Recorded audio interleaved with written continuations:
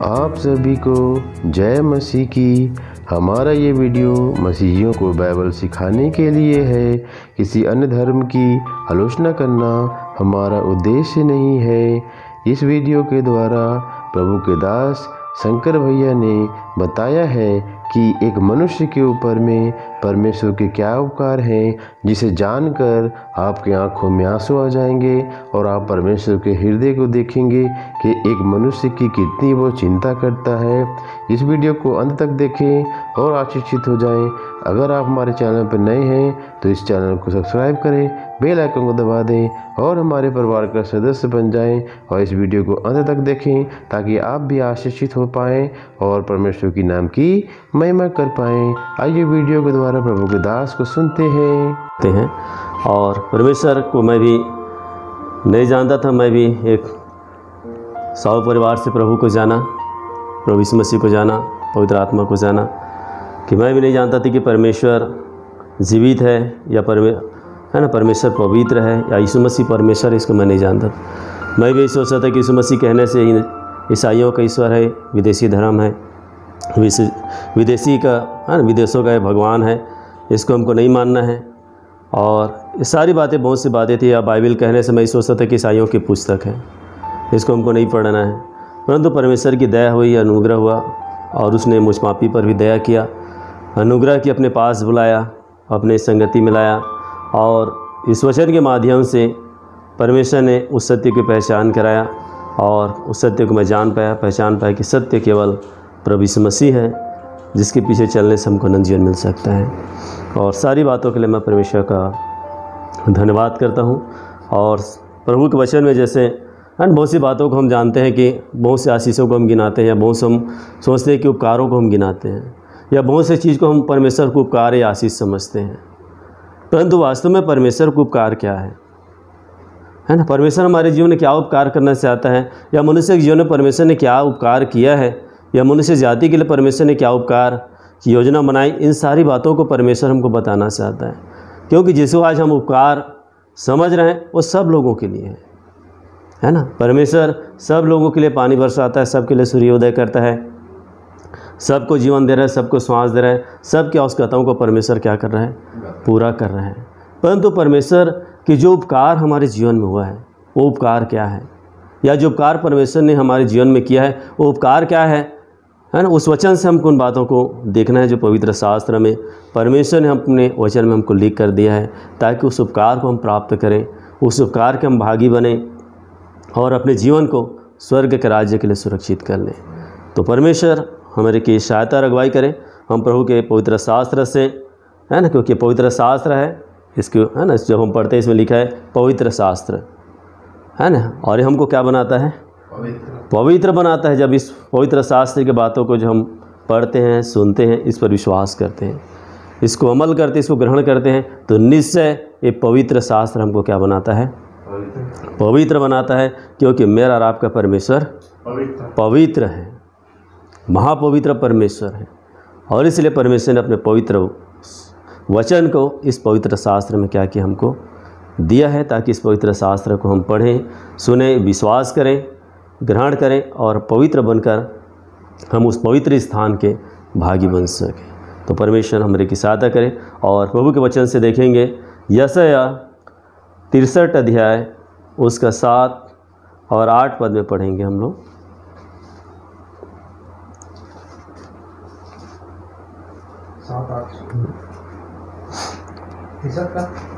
जी हाँ।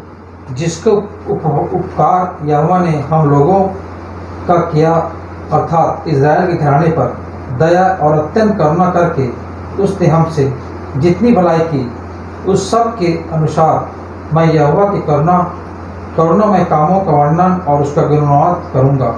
क्योंकि उसने कहा, निसंदेह ये मेरी प्रजा के लोग हैं, ऐसे लड़के हैं जो धोखा न देंगे, और वह उनका उद्धार करता हो गया। देखिए, है ना, परमेश्वर का धन्यवाद हो प्रभु के वचन के लिए और जो हमारे लिए दिया है। और यहाँ पर कहता है कि जितना उपकार, है ना, सचमुच में परमेश्वर ने जितना हमको हमारे जीवन में उपकार किया है उस उपकार को हम गिन नहीं सकते, है ना। और कहते हैं कि जितना उपकार यहोवा ने हम लोगों का किया अर्थात इज़राइल के घराने पर, है ना, शंकर के, है ना, मेरा नाम शंकर साहू है, मैं इस बात को विश्वास कर सकता हूँ। प्रभु कहता है कि, है ना, जितना उपकार यहोवा ने किया है अर्थात शंकर के घराने पर किया है, और अत्यंत करुणा और करके उसने हमसे जितनी भलाई की है।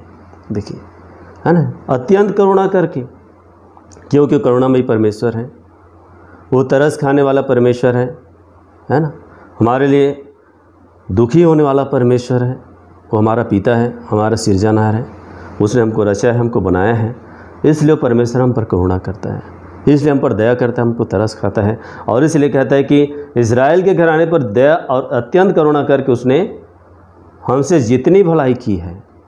देखिए, परमेश्वर हमारे जीवन में जितनी भी भलाई की है और जितने भी करुणामय काम किया है, कहता है परमेश्वर का वचन यहाँ पर, कहता है कि उन सब के अनुसार मैं यहोवा के करुणामय कामों का वर्णन और उसका गुणवाद करूँगा। मैं उस परमेश्वर के उस करुणामय काम का मैं वर्णन करूँगा, है ना, उसके उस भलाई के कामों का मैं क्या करूँगा, वर्णन करूँगा। तो आज मैं रब देखें, क्या सचमुच में हम उस उपकार को समझ पा रहे हैं कि परमेश्वर हम पर क्या उपकार किया है, या उपकार हमारे जीवन में हुआ है कि नहीं हुआ है ना। जैसे प्रभु का दास दाऊद कहता है भजन संहिता 103 में, भजन संहिता 103 अध्याय,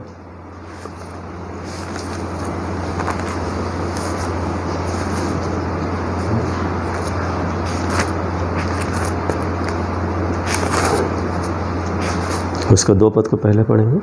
ये मेरे मन यहोवा को धन्य का और उसके किसी उपकार को ना भूलना, वही तो तेरे सब अधर्म को क्षमा करता और तेरे सब रोगों को चंगा करता है, वही तो तेरे प्राण को नाश होने से बचा लेता है और तेरे सिर पर करुणा और दया का मुकुट बांधता है। देखिए, है ना, यहाँ पर दाऊद का भजन है, परमेश्वर के दास का भजन है और उसकी गवाही है, और वो कहता है कि हे मेरे मन यहोवा को धन्य का, है ना, परमेश्वर को धन्य का कहता है और उसके किसी उपकार को ना भूलना।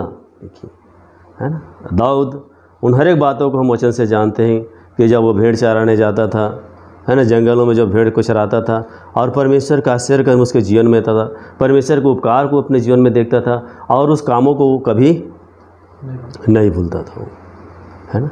तो परमेश्वर का दास कहते हैं कि उसके किसी उपकार को ना भूलना, और सबसे बड़ा जो उपकार परमेश्वर ने किया है उसको 3 पद में लिखा है, वही तो तेरे सब अधर्म को क्षमा करता।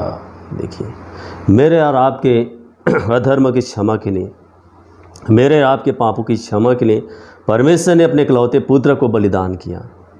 मेरे और आपको उस अधर्म को क्षमा करने के लिए परमेश्वर अपने पुत्र यीशु मसीह को, है ना, क्रूस पर बलिदान करके उसको लहू को बहाकर, है ना, उसको क्रूस की श्रापित मृत्यु देकर, कीलों से जड़वाकर, उसके लहू को बहाकर मेरे और आपके पापों का क्या किया है, उसने क्षमा किया है, प्रायश्चित किया है।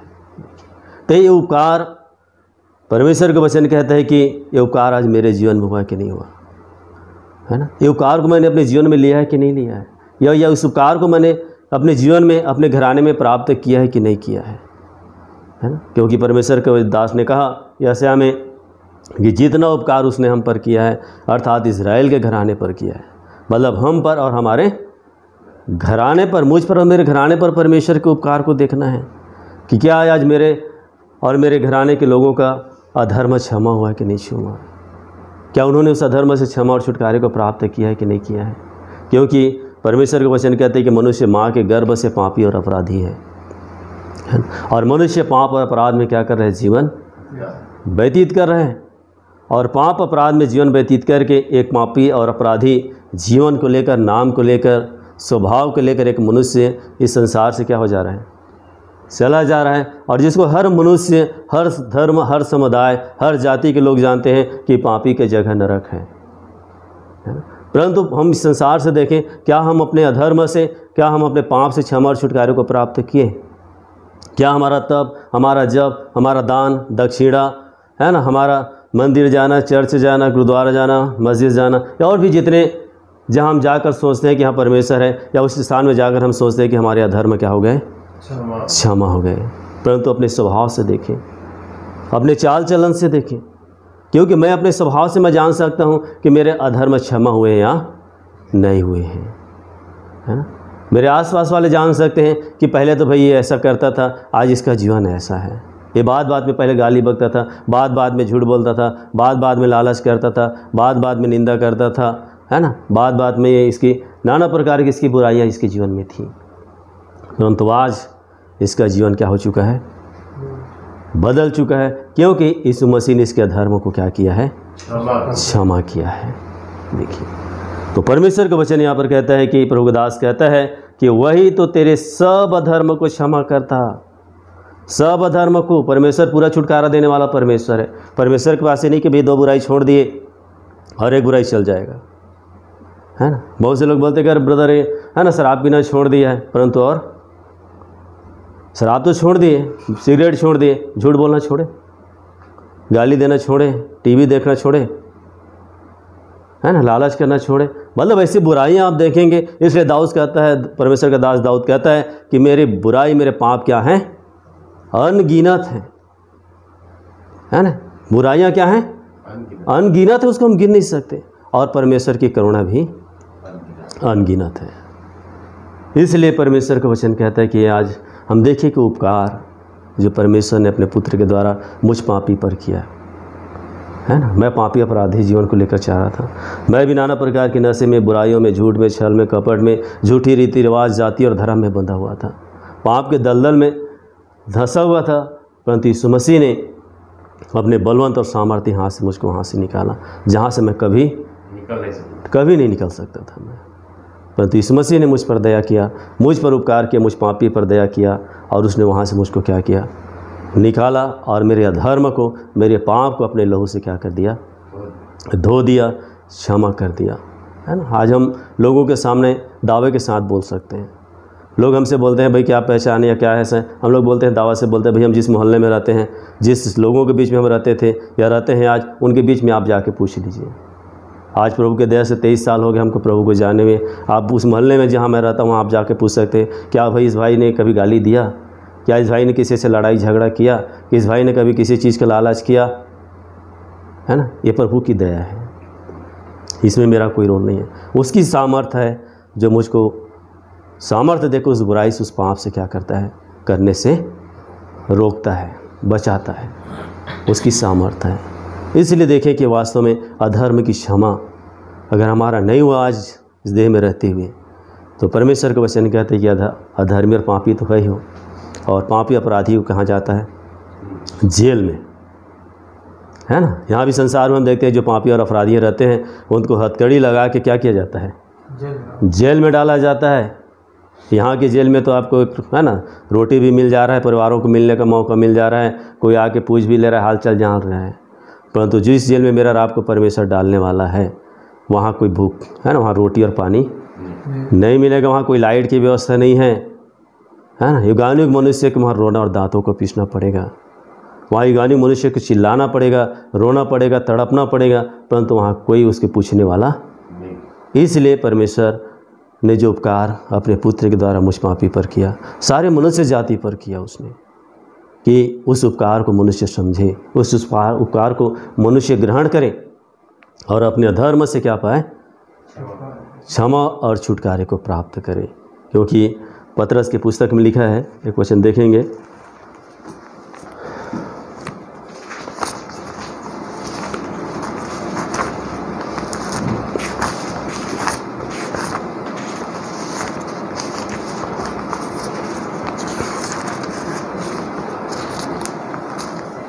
पहला पतरस 1:18 से पढ़ेंगे। क्योंकि तुम जानते हो कि तुम्हारा निकम्मा चाल चलन जो बाप दादों से चला आता है, इससे तुम्हारा छुटकारा चांदी सोने अर्थात नाशपान वस्तुओं के द्वारा नहीं हुआ, पर निर्दोष और निष्कलंक मेमने अर्थात मसीह के बहुमूल्य लहू के द्वारा हुआ। देखिए यहाँ पर कहता है क्योंकि तुम जानते हो, मैं जानता हूँ मेरे जीवन को, है ना। बहुत से लोग कुछ मेरी बुराई को जानते हैं और बहुत से लोग नहीं जानते हैं, जिसको मैं जानता हूँ मेरा प्रभु जानता है ना।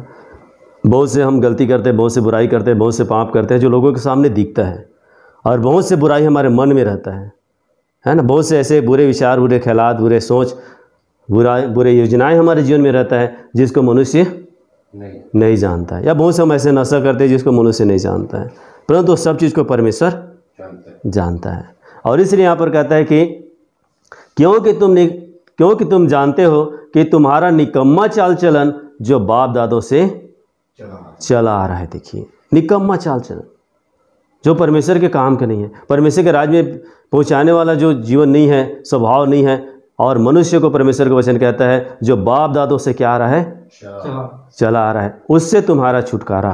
देखिए, है ना, बाप दादों से हम देख रहे हैं कि भाई हम हिंदू परिवार से हैं, जल चढ़ाना है, दूध चढ़ाना है, नारियल चढ़ाना है ना, मंदिर जाना है, उपवास करना है ना, लोगों को दान देना है, खिचड़ी खिलाना है, कपड़ा बांटना है। ऐसे बहुत से हम बाप दादों से क्या कर रहे हैं, देखते आए, और हम भी उन काम को, मतलब जिस परिवार में है, क्रिश्चियन परिवार में तो व्यक्ति चर्च जा रहा है, 10 वंश दे रहा है, उपवास कर रहा है, प्रार्थना कर रहा है, और वो सोच रहा है कि इससे हमको क्या मिल जाएगा। मतलब हर मनुष्य जान रहा है, और उस रीति को जो उनके बाप दादों से जो चला आ रहा है, जिस समाज में पैदा हुए, जिस परिवार में पैदा हुए, जिस समुदाय में हम पैदा हुए, उसके अनुसार हम बचपन से क्या करते आए, चलते आए, उन काम को करते आए, और सोच रहे थे कि हम इससे हमको मुक्ति मिल जाएगा, हमको मोक्ष मिल जाएगा, हमारे अधर्म से हमको छुटकारा मिल जाएगा। परंतु कहता है यहाँ पर परमेश्वर का वचन, उससे तुम्हारा छुटकारा, देखिए, उससे छुटकारा नाशवान वस्तुओं के द्वारा, है ना। यहाँ पर कहता है कि उससे तुम्हारा छुटकारा चांदी सोने अर्थात नाशवान वस्तुओं के द्वारा नहीं हुआ। देखिए, है ना, आज देखिए हम बाप दादे को भी देखें, वो भी सब सोने चांदी की मूर्तियों की ईश्वर करके माने, उसके सामने, है ना, नाना प्रकार के धूप वेदी जलाए, है ना, चढ़ावा चढ़ाए, नारियल चढ़ाए, धूप जलाए, परंतु वो भी देखिए कि वो भी झूठ बोल रहे हैं, वो भी गाली दिए, वो भी शराब पी रहे, वो भी नशा कर रहे हैं, है ना, वो भी नाना प्रकार की बुराइयों में क्या हुए, उनको छुटकारा नहीं, और मुझको भी छुटकारा नहीं मिला था। हम भी सोचते थे कि भाई हमारे परिवार में हमको मंगलवार क्या करना है, तो शुक्रवार को करना है, तो शनिवार को इसका उपासना करना है, यहाँ जाना है, वहाँ जाना है ना, सावन आया तो वहाँ जल चढ़ाना है, परंतु छुटकारा तो नहीं है। देखिए, तो परमेश्वर का वचन कहते हैं कि इससे तुम्हारा छुटकारा नहीं हुआ और न हो सकता है। पर कहता है, पर निर्दोष और निष्कलंक मेमने अर्थात यीशु मसीह, है ना, यीशु मसीह ने मेरे और आपके लिए अपने लहू को बहाकर मेरे और आपके पापों और के क्षमा के लिए, अधर्म की क्षमा के लिए क्या किया, उसने उपाय किया, बलिदान हुआ, और जिसके लहू से मेरे और आपके पाप क्या हो सकते हैं, क्षमा हो सकते हैं, अधर्म क्षमा हो सकते हैं, छुटकारा हमको मिल सकता है। और ये परमेश्वर का मैं धन्यवाद करता हूँ कि प्रभु ने मुझ पापी के लिए अपने लहू को बहाया, मुझ पापी के अधर्म को उसने अपने लहू से क्षमा किया, और इस सारी बातें परमेश्वर का मैं धन्यवाद करता हूँ। और इसलिए प्रभु का दास यहाँ पर कहता है, 103 में हमने देखा, वही तो तेरे सब अधर्म को और तेरे सब रोगों को चंगा करता है। देखिए, सब रोगों को, है ना, तो हम केवल शारीरिक रोग को क्या करते हैं, चंगाई को प्राप्त करते हैं, है ना। हमारा पैर नहीं चल रहा था, उठ नहीं रहा था, हाथ नहीं उठ रहा था, तो आँख धुंधला दिख रहा था, तो कान ठीक से नहीं सुना रहा था, है ना, या सर्दी था, या जुकाम था, सिर दर्द था, ऐसे शारीरिक बीमारियों से हम क्या पाते हैं, परंतु अंदर की बीमारी से,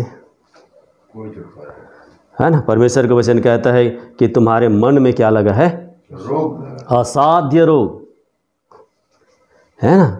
परमेश्वर का वचन कहता है, यिर्मयाह 17 में कहता है कि, है ना, 9 में कहता है कि तुम्हारे मन में क्या लगा है, असाध्य रोग लगा है, और उस असाध्य रोग से मैं और आप छुटकारा पाए, है ना, क्योंकि यह असाध्य रोग मेरे मन में लगा है ना, ये झूठ के असाध्य रोग मेरे मन में लगा है, लालच का असाध्य रोग मेरे मन में लगा है ना, गाली का असाध्य रोग मेरे मन में, इस शरीर में नहीं लगा है, और इसका इलाज संसार का कोई डॉक्टर या कोई वैद्य नहीं कर सकता। आपके शरीर की बीमारी को डॉक्टर, वैद्य, हाकिम, तंत्र मंत्र करने वाले सब कर सकते हैं।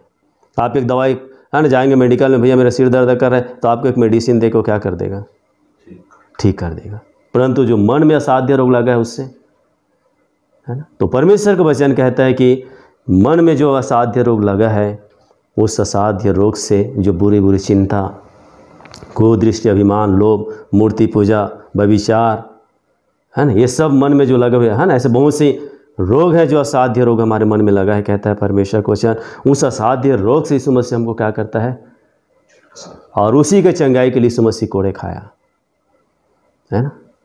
जैसे हमें कहता है कि उसके कोड़े खाने से हम क्या हुए, है ना। तो यीशु मसीह मेरे और आपके जो मन में असाध्य रोग लगा है उसके लिए उसने कोड़े खाया, जिसकी चंगाई संसार की दवाई से, संसार की जड़ी बूटी से, संसार के किसी हाकिम से या कोई डॉक्टर और वैद्य से नहीं मिल सकता था। इसलिए यीशु मसीह उस चंगाई के लिए क्या खाया, घोड़े खाया, ताकि मैं उस असाध्य रोग से क्या हो जाऊं, छूट सकूं। तो देखिए परमेश्वर का वचन कहते हैं कि, है ना, आज हम इन बातों को देखना है कि आज हम इतना प्रार्थना करते हैं, दुआ करते हैं, चढ़ावा चढ़ाते हैं, 10 वंश देते हैं, है ना, कंटिन्यू हम प्रार्थना कर रहे हैं, उपवास कर रहे हैं, परंतु क्या हमारी इस असाध्य रोग से छुटकारा मिला? जैसे संसार में आज की डेट में हम थोड़ा सा देख सकते हैं, जैसे आज की डेट में कैंसर को असाध्य रोग माना जाता है ना। और एक कैंसर खाली एक बीमारी मान लीजिए एक व्यक्ति को, और वो भी क्या है, मतलब किसी को 10 साल, 20 साल, 50 साल, 60 साल के बाद होता है। परंतु यह असाध्य रोगी, है ना, यह असाध्य रोग मनुष्य को कहाँ से लगा है, माँ के गर्भ से लगा है, कहता है ना। यह असाध्य रोग मनुष्य के माँ के गर्भ से लगा है। देखिए संसार के एक इलाज के लिए, कैंसर के इलाज के लिए मनुष्य, आप देखते हैं आसपास देखते होंगे या जानते होंगे कि एक इलाज कराने के लिए मनुष्य की संपत्ति बिक जा रहा है ना, परंतु उसकी ना संपत्ति बच रहा है ना शरीर बच रहा है। तो परमेश्वर का वचन कहते हैं कि भाई एक असाध्य रोग से तुम्हारी शरीर और आत्मा दोनों और तुम्हारी संपत्ति क्या हो जा रहा है। तो इतने असाध्य रोग लगा है तो तुम इलाज के लिए कितना खर्चा कराओगे, है ना। फिर संसार में देखेंगे किसी का दिया असाध्य रोग लग गया है तो मनुष्य उसको बिस्तर को अलग कर देता है, उसके लिए अलग रूम कर देता है, उसके किसी चीज़ को क्या करना नहीं चाहता है, छूना नहीं चाहता है, उसको यूज़ करना नहीं चाहता है, उसको उपयोग में लाना नहीं चाहता कि वो बीमारी किसी और को ना लग जाए। देखिए तो परमेश्वर का वचन कहता है कि स्वर्ग में मैं और आप जाना चाहते हैं तो मैं और आपके असाध्य रोग को लेकर जाएंगे, है ना। इसलिए यीशु मसीह क्या करता है, हमको उस असाध्य रोग से यीशु मसीह क्या करता है, छुटकारा देता है, चंगा करता है। जैसे इस बात से प्रभु ने मुझको सिखाया वचन से कि जैसे एक परिवार में, है ना, 2 तरह के परिवार पाया जाता है। कई परिवार डेड बॉडी को गड़ाते हैं और कई परिवार डेड बॉडी को जलाते हैं, है ना। तो मान लीजिए यदि गड़ाने वाले परिवार के, क्योंकि मेरा परिवार गड़ाने वाले का था, हमारे परिवार में कोई मर जाता था तो उसको लोग गड़ाते हैं, उसको जलाते नहीं हैं। परंतु मान लीजिए उस परिवार में यदि कोई असाध्य रोग लगा, किसी को कैंसर हो गया, किसी की टीबी हो गया और नाना प्रकार की कोई बीमारी हो गया जिसको लोग अछूत बोलते हैं, है ना, या जिसको सोचते हैं कि ये फैल जाएगा, तो उस बीमारी वाले व्यक्ति अगर मर जाता है तो लोग उसको क्या करते हैं, जला देते, उसको गड़ाते नहीं हैं, है ना। इसलिए जला देते हैं कि उसको और किसी को परिवार में ना हो जाए या ना फैल जाए। तो परमेश्वर का वचन कहते हैं कि मैं और आप उस असाध्य रोग वाली आत्मा को लेकर जाएंगे तो क्या परमेश्वर हमको स्वर्ग में रखेगा? बिल्कुल। वो भी हमारी आत्मा को आग में क्या करेगा, जलाएगा, ताकि ये बीमारी फिर से, है ना, किसी दूसरे को, क्योंकि शैतान फैला रहा था बीमारी स्वर्ग में, है ना। वो पाप की बीमारी या धर्म की बीमारी क्या कर रहा था, वो फैला रहा था। परमेश्वर उसको क्या कर दिया, नीचे गिरा दिया।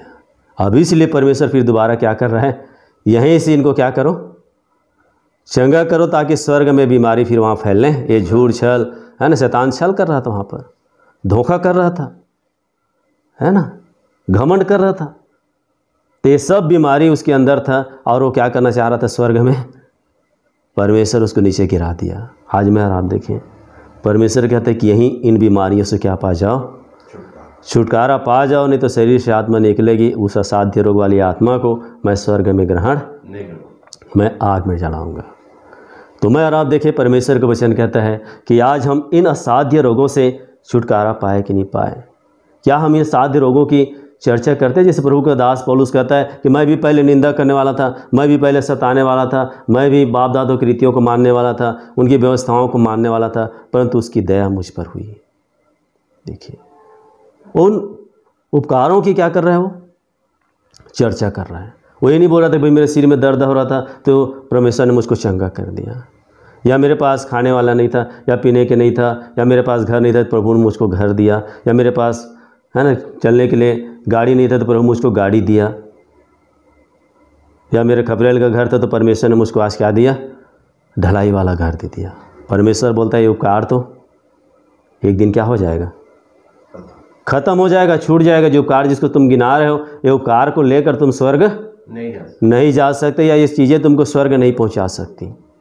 इसलिए परमेश्वर कहते हैं कि देख लो ये उपकार तुम्हारे जीवन में हुआ है कि नहीं हुआ है, कि तुम्हारे अधर्म क्षमा हुए कि नहीं हुए, तुम्हारे उन असाध्य रोगों से तुमको चंगाई मिला या नहीं मिला है।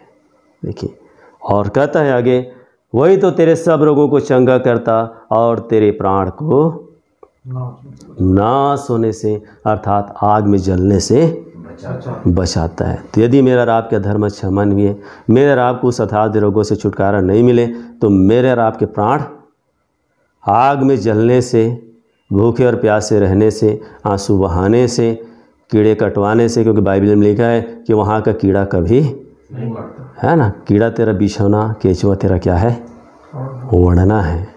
ऐसे स्थान में जाने से मैं और आप नहीं बच सकते। इसलिए परमेश्वर के उन उपकारों को हम ध्यान करें कि जो उपकार परमेश्वर अपने पुत्र यीशु मसीह के द्वारा मेरे लिए, आपके लिए, सारे मनुष्य जाति के लिए जो किया है, उस उपकार को हम अपने जीवन में ध्यान करें। वो उपकार मैंने पाया कि नहीं पाया, उस उपकार को मैंने अपने जीवन में ग्रहण किया है कि नहीं किया है, या उस उपकार को मैं परमेश्वर से मांग रहा हूँ कि नहीं मांग रहा हूँ, है ना। क्योंकि उसी में लिखा है, भजन संहिता 116 में लिखा है, भजन संहिता 116 अध्याय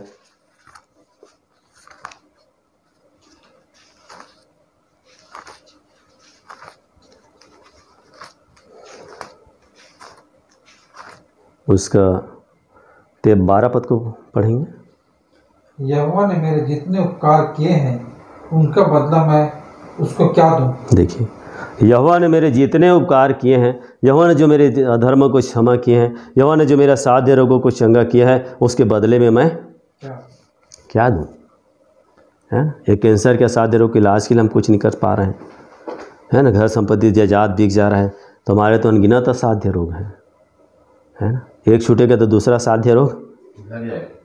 इसलिए परमेश्वर का वचन कहते हैं कि सारे उपकार के लिए प्रभु का दास कहता है कि मैं उसको कुछ नहीं दे सकता, मैं केवल उसको क्या दे सकता हूँ, धन्यवाद का फीस, है ना। हम केवल यीशु मसीह को क्या दे सकते हैं, धन्यवाद। परमेश्वर को केवल धन्यवाद दे सकते कि प्रभु तूने, है ना, जैसे हे मेरे मन यहोवा को धन्य कहता है दाऊद, है ना। हम केवल परमेश्वर को क्या दे सकते हैं, धन्यवाद दे सकते हैं, है ना। और अपने चरित्र को हमको क्या रखना है, उत्तम रखना है, बुराई से बचा के रखना। और इसलिए कहता है कि यहोवा ने मेरे जितने उपकार किए हैं उसके बदले में उसको क्या, मैं उद्धार का कटोरा उठाकर यहोवा से प्रार्थना।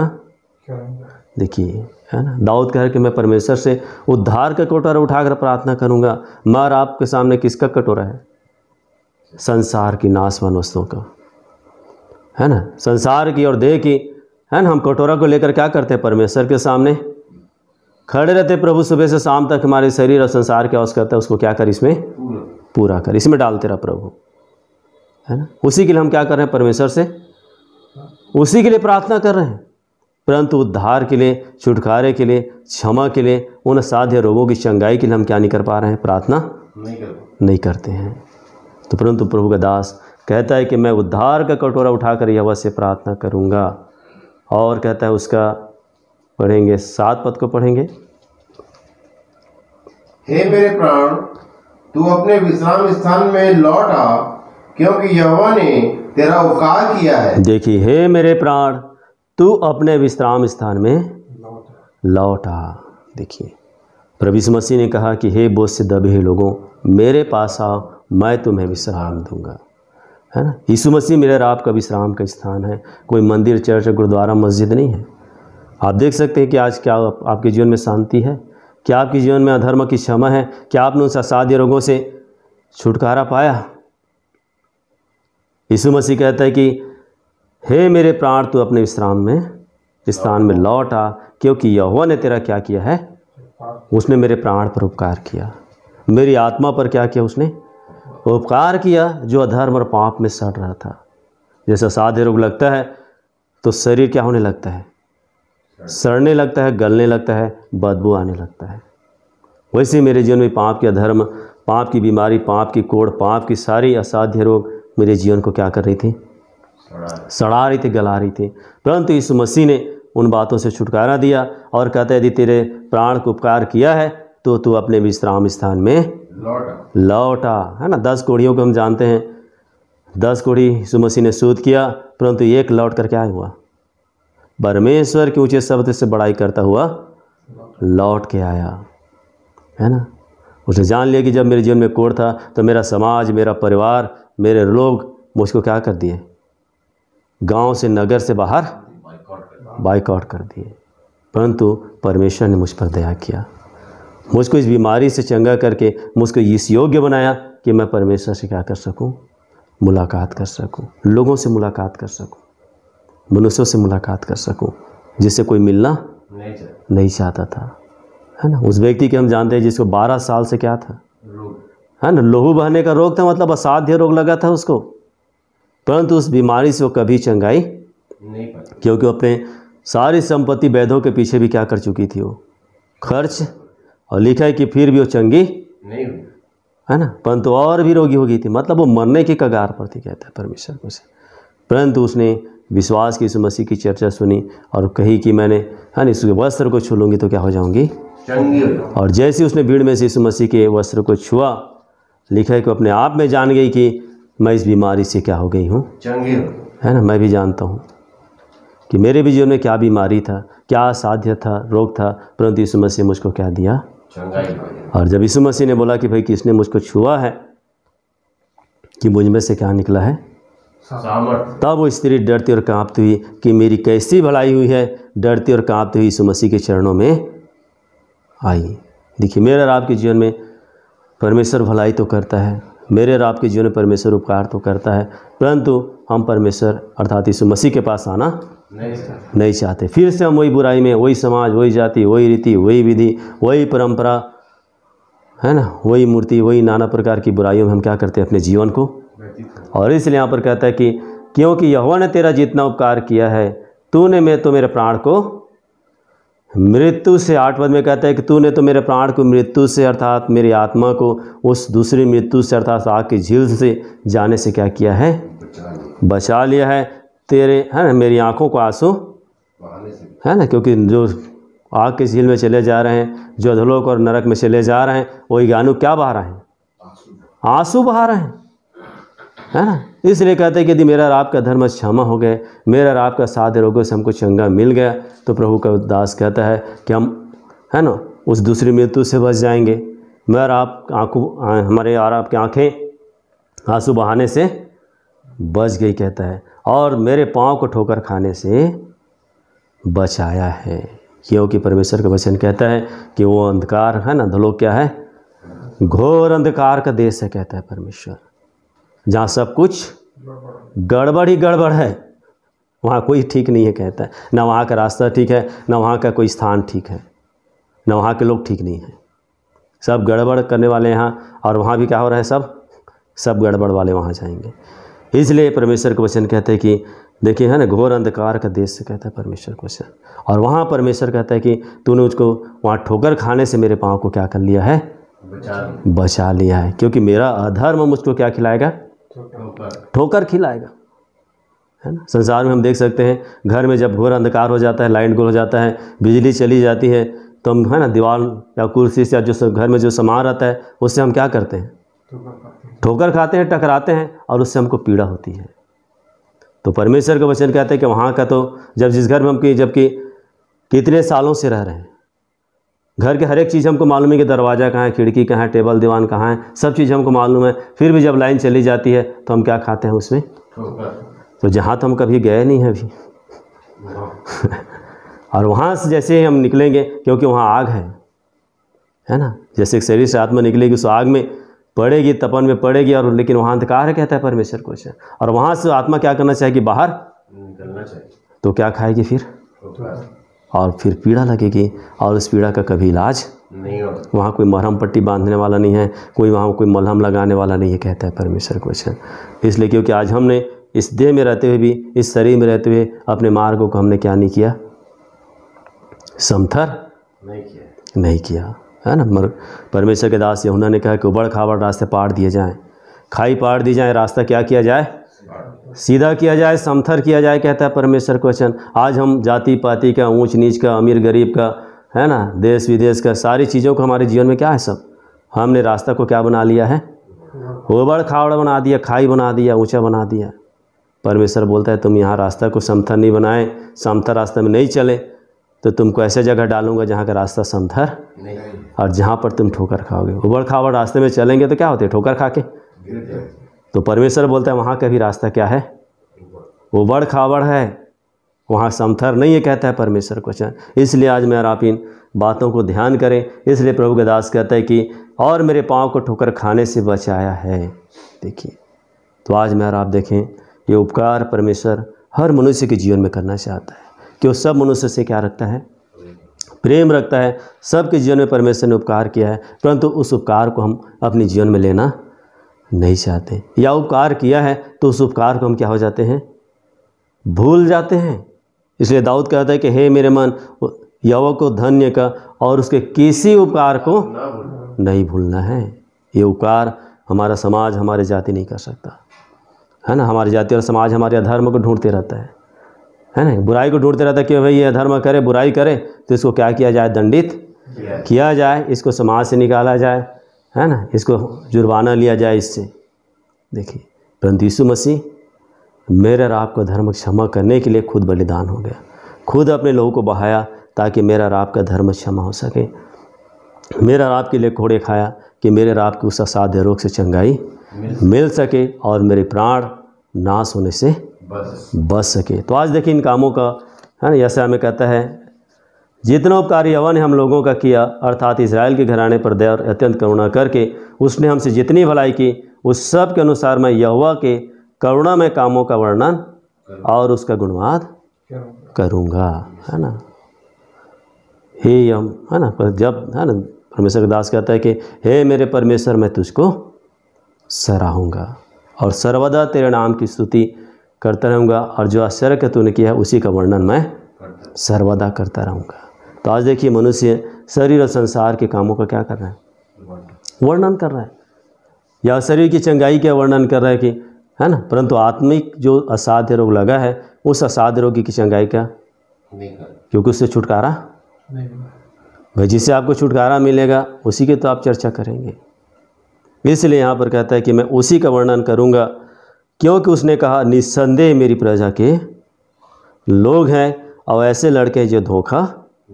देखिए परमेश्वर का वचन कहता है कि जिनके परमेश्वर ने जिनके जीवन में उपकार किया है, जिस घराने में परमेश्वर ने उपकार किया है, उनको परमेश्वर का वचन कहता है कि ये मेरे क्या हैं, ऐसे लोग हैं, ऐसे लड़के हैं जो कभी धोखा नहीं देंगे। परंतु आज मनुष्य धोखा दे रहा है, उस भुलाए, है ना, उस करुणा को भूल जा रहा है, उसके उपकार को मनुष्य क्या हो जा रहा है, भूल जा रहा है। और इसलिए परमेश्वर का वचन कहता है हे ईश्वर के भूलने वालों, यह बात भली भांति जान लो कि ऐसा न कि मैं तुम्हें फाड़ डालूं और कोई छुड़ाने वाला। देखिए आज मैं और आप उस परमेश्वर के उपकार को भूल जा रहे हैं, उसकी दया को भूल जा रहे हैं, उसकी करुणा को मैं और आप भूल जा रहे हैं। तो परमेश्वर का वचन कहती है कि परमेश्वर एक दिन फाड़ के हमको आग की झील में क्या कर देगा, डाल देगा, और जहाँ से हमको कोई बचा नहीं सकेगा, न बचाएगा भी नहीं। तो परमेश्वर आज मेरे और आपकी सहायता करे प्रियो कि आज हम उस उपकार को देखें, क्या इस उपकार मेरे और मेरे घराने में हुआ है कि नहीं हुआ है, और नहीं हुआ है तो आज फिर से परमेश्वर हमको मौका दिया है, प्रतिदिन परमेश्वर हमको अवसर दे रहा है कि इस उपकार को प्राप्त कर लो कि तुम अपने अधर्म से क्या पा जाओ, छुटकारा पा जाओ, अपने असाध्य रोगों से चंगाई को प्राप्त कर लो और अपने प्राण को नाश होने से क्या कर लो, बचा लो। तो प्रभु आज हमारे की सहायता और अगुवाई करें।